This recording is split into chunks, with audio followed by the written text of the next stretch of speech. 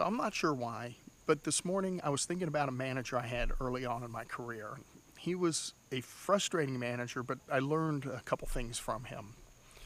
So at the time, we were adjudicating violations. So we would have to investigate the violation and then come up with a conclusion, a resolution to it. And part of the process was that we would have to document it and then send it to him, and he would publish it.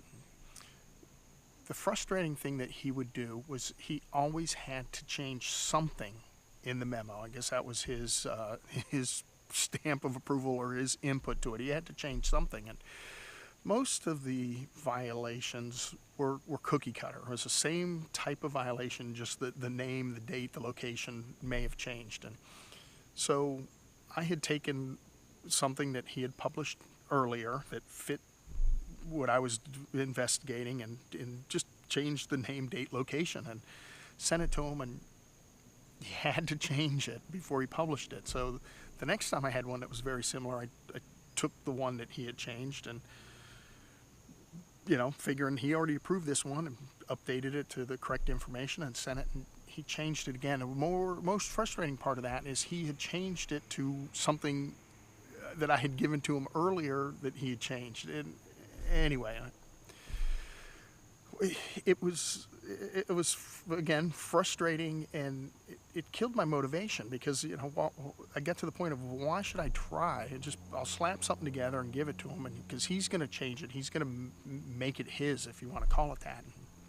But like I said, I did learn a couple things from him that have served me well, especially like in the coding world and just in dealing with people in general, right? So the first thing I learned is that there are several ways to do something, and one of the things that we talk about a lot in motorcycle class as we're teaching is that's a way to do it. So somebody may do something that's slightly different from the way you do it, and we say it's a way to do it. Is it wrong? Not necessarily, and that you got to keep that in mind. Just because it's different from the way you would do it doesn't mean it's wrong. And the other thing in the coding world, is when you code, everybody's got their own style, and that's why you need coding standards so that styles come together and code looks similar. But still, even with that, everybody's got their own style. So when you are reviewing code or talking with somebody about code, and it's not the way you would do it, you are tempted to change it to the way you would do it. And so what I learned is when I'm getting into that situation, I have to stop and ask, why do I want to change this? Do I want to change it because it's the way I would do it? Do I want to change it because it's wrong? Maybe it's wrong and it needs to be changed, in which case you should.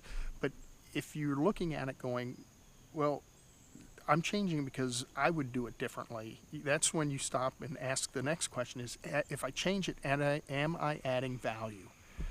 If you're not adding value to it, don't change it, right? So maybe the adding value is correcting it. Maybe the adding value is bringing it into coding standards. But if it's just I can't think of anything off the top of my head, but if it's just a convention that you would use that this other person didn't, and that's the only thing you're changing, and it's not adding value, then leave it.